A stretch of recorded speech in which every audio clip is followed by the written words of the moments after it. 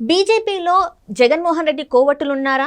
So ఈ అంశానికి సంబంధించి మనతో ఇంకా క్లుప్తంగా వివరించడానికి మనతో పాటు ఉన్నారు ప్రముఖ సీనియర్ జర్నలిస్ట్ జగదేవ్ గారు. నమస్కారం సార్. నమస్తే అమ్మ.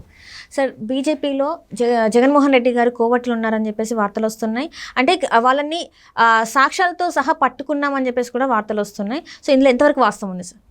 అంటే సాక్ష్యాధారాలతో పట్టుకున్నానో లేదు కానీ సన్నిహిత వర్గాల ద్వారా కొన్ని తెలుస్తూ ఉంటాయి. అంటే ఈ అంశం ఇప్పుడు ఎందుకు వచ్చిందంటే, రఘురామకృష్ణరాజు గారు ఆయన ఏ పార్టీకి చెందిన వ్యక్తి అయినా కానీ నర్సాపురం టికెట్ అనేది కన్ఫర్మ్. ఎందుకు కన్ఫర్మ్ అంటే ఆయనకున్న ఇమేజు, ఆయనకున్న పరపతి అటువంటిది ఆ నర్సాపురం లోక్సభ నియోజకవర్గం వరకు.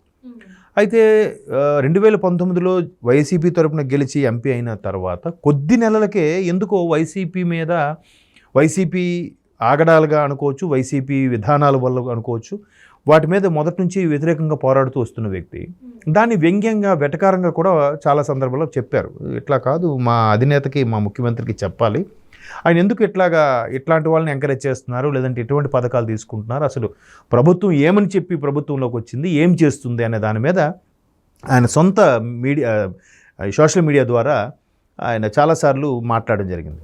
సో అప్పటి నుంచి కూడా ఆయన రెబల్, ఈ వైసీపీలు ఉంటూనే రెబల్గా ఉన్నారు. మొన్న వైసీపీకి రాజీనామా చేశారు రీసెంట్గా.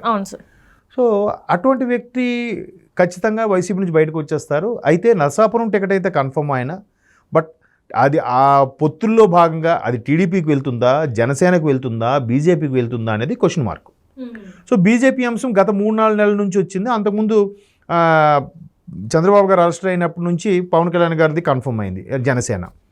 సో ఒక ఓవరాల్గా 6 నెలల నుంచి కూడా తర్జన అవుతున్న ఈ నేపథ్యంలో అది ఎవరికి కేటాయించబడుతుందంటే, మొన్నటికి మొన్న గత వారంలో జరిగిన చంద్రబాబు గారు, పవన్ కళ్యాణ్ గారు ఢిల్లీ విజిట్ తర్వాత బయటకు వచ్చి అప్పుడు కన్ఫర్మ్ అయింది. సో బీజేపీ కూడా పొత్తులో భాగమైంది. ఇప్పుడు ఏంటంటే మళ్ళీ బైజయంత్ షెకావత్ ఎవరు వచ్చారు కదా, మన బీజేపీ దేశ నేషనల్ నేషనల్ పార్టీ, ఆయన వచ్చినప్పుడు ఆయన, పవన్ కళ్యాణ్ గారు, చంద్రబాబు నాయుడు గారు వీళ్ళందరూ కూర్చొని కూలంకషంగా చర్చించుకుంటూ ఒక కొలిక్కి వచ్చింది. ఎట్లా లోక్సభ స్థానాల్లో 17 టీడీపీ, 2 జనసేనకి ముందు 3 అనుకున్నారు, 2 జనసేనకి, 6 బీజేపీకి అన్నట్టుగా 6, 2, 8, 17, 25 సరిపోయింది. సో అయితే ఈ 6లో కూడా ఒకటి జనసేన నుంచి అక్కడికి వెళ్ళింది. ఎందుకంటే జనసేనకి ఓటింగ్ పర్సెంటేజ్ తక్కువ ఉండడం వల్ల, లేదంటే ఎలాగైనా వైసీపీని గద్దెదించాలి, సెంట్రల్లో బీజేపీ మళ్ళీ తెచ్చుకొని రాష్ట్రానికి అవసరమైన ప్రయోజనాలు లబ్ధి చేకూరాలని మొత్తానికి కమిట్ అయ్యారు. అయితే ఇప్పుడు ఈ 6 స్థానాల్లో నరసాపురం బీజేపీకి కూడా వెళ్ళబోతుందంటే ఖచ్చితంగా రఘురామకృష్ణరాజు గారు బీజేపీ తీర్థం పుచ్చుకోబోతున్నారని అర్థమవుతుంది. బీజేపీ తరఫున పోటీ చేస్తారు, ఆయన ఎన్నిక కన్ఫర్మ్. అయితే ఇక్కడ బీజేపీలో ఉన్న మరో నేత విష్ణువర్ధన్ రెడ్డి, రాష్ట్రానికి చెందిన నేత, రఘురామకృష్ణరాజు గారికి ఇవ్వద్దు అన్నారన్నట్టుగా. రఘురామకృష్ణ ఇప్పుడు ప్రతి దగ్గర కూడా ఎవరికి సంబంధించిన వాళ్ళ వ్యక్తులు ఉండనే ఉంటారు. అది ఖచ్చితంగా కోవట్టే అనొద్దు, లేదంటే అభిమానులు అనుకోవచ్చు, లేదంటే సానుభూతి పరులు అవ్వచ్చు, ఇంకా డెప్త్గా వెళ్తే గూఢచారులైనా అవ్వచ్చు, సిఐడిలాగా గూఢచారులైనా అవ్వచ్చు. సో మొత్తానికి ఈయనకి మొదటి నుంచి డౌట్ ఉంది, ఇన్ఫర్మేషన్ ఉంది.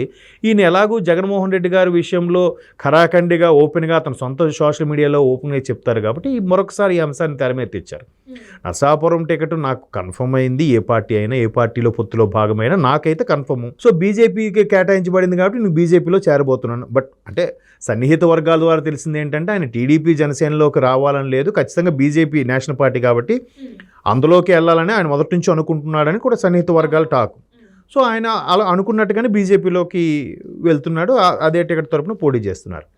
అయితే ఆయనకి ఇవ్వొద్దని సొంత బీజేపీ కూటమికి చెందిన వాళ్ళ రాష్ట్రం నుంచి విష్ణువర్ధన్ రెడ్డి అనే వ్యక్తి ఇట్లా నో అని చెప్తున్నారంటే ఆయనకి కొన్ని సన్నిహిత వర్గాలంటే, ఒకటి సామాజిక వర్గం, విష్ణువర్ధన్ రెడ్డి గారి, జగన్మోహన్ రెడ్డి గారికి సామాజిక వర్గంకి సంబంధించిన నేత. అలాగే నాకు వద్దు అని అంటున్నారంటే ఇక్కడ చంద్రబాబు గారి హయాం నుంచి కానీ, ఇక్కడ పవన్ కళ్యాణ్ గారి పార్టీ నుంచి కానీ ఎవరి నుంచి కూడా నాకు ఇవ్వొద్దు అనే మాట ఎక్కడా రాలేదు, ఎక్కడ వ్యతిరేకత వినపడలేదు నా పరంగా. బట్ ఒక్క విష్ణువర్ధన్ రెడ్డి ఎందుకు అలా చెప్తున్నారంటే ఈయన మేబీ ఆయన ఫేవర్ అయి ఉండొచ్చు అనే ఉద్దేశంలో ఈయన కూడా మాట్లాడారు. ఫేవర్ ఇన్ ద సెన్స్, మరి ఈ పార్టీలో ఉండి ఆయనకి ఫేవర్గా ఉండమంటే అర్థం ఏంటి, కోవట్టుగానే అయి ఉండొచ్చాను. అంటే ఇప్పుడు సీట్ కన్ఫర్మ్ అయినాక కూడా ఎందుకు ఇంతగానం ఆయన మీద, అంటే ఇది కక్ష సాధింపు చర్యలు అంతే. ఇప్పుడు ఆయనకి అక్కడ ఎంపీగా ఉన్నారు, ఒక నేషనల్ లెవెల్ లీడరు, బాగా మంచి ఎంటర్ప్రెన్యూర్ బిజినెస్ మ్యాను.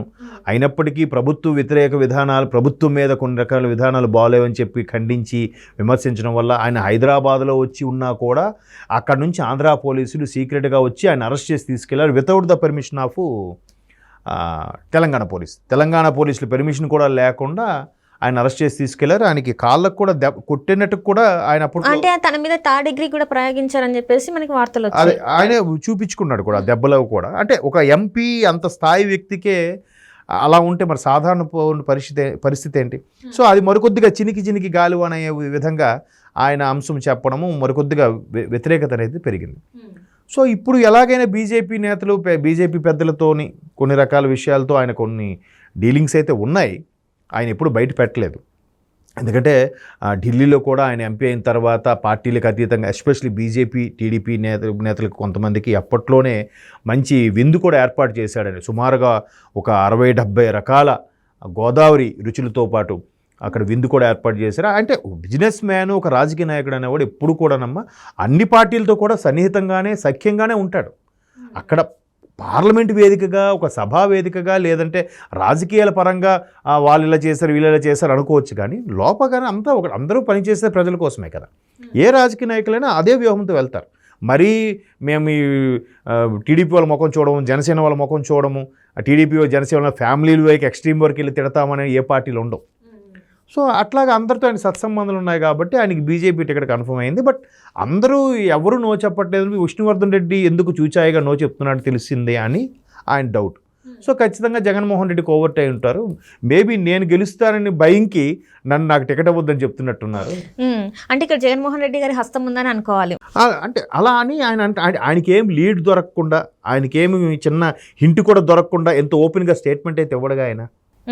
అంటే ఎక్కడొక దగ్గర అయితే ఆధారాలు ఉన్నాయి, వాళ్ళ దగ్గర కూడా ఉన్నాయి. ఇప్పుడు కొన్నిసార్లు ఎలా ఉంటుందంటే ఆ బాగా సన్నిహితమైన వ్యక్తి వచ్చి చెప్తాడు, సార్ అంతా ఓకే కానీ ఒక పర్సన్ మాత్రం మీకు ఇవ్వద్దు అంటున్నాడండి, చూసుకోండి సార్, నా పేరు బయటకు రాకుండా చూసుకోండి అని చెప్తాడు.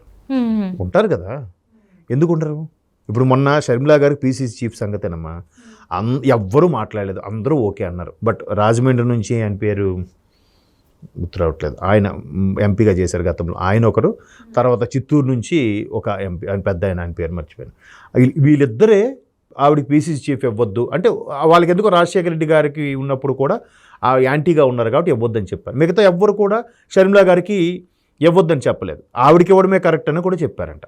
కాంగ్రెస్ విషయానికి వస్తే అంటే కొంతమందికి కొన్ని చెప్పకపోయినా ఆ హింట్స్, ఆ లీడ్స్ తెలుస్తాయి.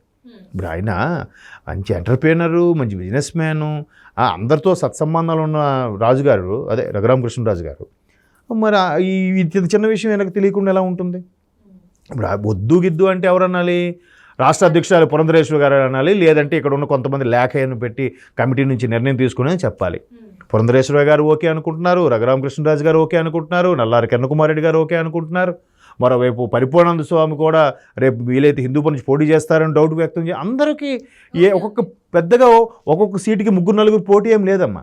బీజేపీ నుంచి వీళ్ళు ఇది అని కరాఖండిగా చెప్తున్నారు. ఫిక్స్ అయిపోయి ఎవరైతే మొదటి నుంచి జనాల్లో నానుతుందో పేరు, లేదా ఊహాగానం, మీడియా ఊహాగానాలుగా ప్రచురం చేసిందో వాళ్ళకే ఇస్తున్నారు తప్ప కొత్త వ్యక్తిని తెర మీదకి తీసుకురావట్లేదు. అంటే బీజేపీకి ఒక క్లారిటీ ఉంది. సో ఇప్పుడు ఎంత క్లారిటీ ఉన్నప్పుడు కూడా ఈయనకి ఇవ్వద్దని చెప్తున్నారంటే అర్థం ఏంటి? ఖచ్చితంగా ఈయన గెలుస్తాడు కాబట్టి గెలిస్తే ఇంకా వైసీపీ ఒక పని అయిపోతుంది అని చెప్పి ఓడిపోయే వాళ్ళని పెట్టే ప్రయత్నం. అంటే వాళ్ళ వైపు ఉంటేనే సార్ ఇన్ని పెట్టండి సార్ అన్నట్టు. అంటే ఆల్రెడీ మన RRR గారు ఏంటంటే ఆ పార్టీలో ఉండే ఆయన అధినేతనే చాలాసార్లు ప్రశ్నించడం జరిగింది, అది మనం చూసాం. సో ఈసారి కూడా గెలిస్తే ఇంకెన్ని బయటకు వస్తాయని చెప్పేసి భయపడ్డారని అనుకోవాలి. అంతే కదమ్మా. ఇప్పుడు ఇంకొంతమంది ఏమంటున్నారంటే అసలు బీజేపీ కలిసిందంటేనే బొటాబొటీ మార్కులతో గవర్నమెంట్ ఫామ్ చేసినా కూడా, మ్యాజిక్ ఫిగర్ దాటినా కూడా వైసీపీ పరిస్థితి ఏంటి అనే దానికి ఎవరి దగ్గర ఆన్సర్ లేదు. ఇంకెవరు ఆలోచనగా వదిలేస్తున్నారు.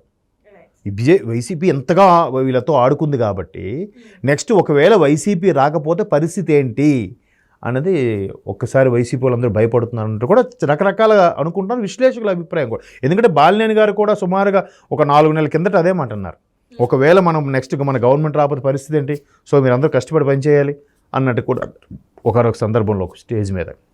సో వాళ్ళకి కూడా కొంత చూచాయిగా ఐడియా ఉంది. బట్ వాళ్ళ ప్రయత్నం వాళ్ళు చేస్తున్నారు. Right, thank you so much. Thank you.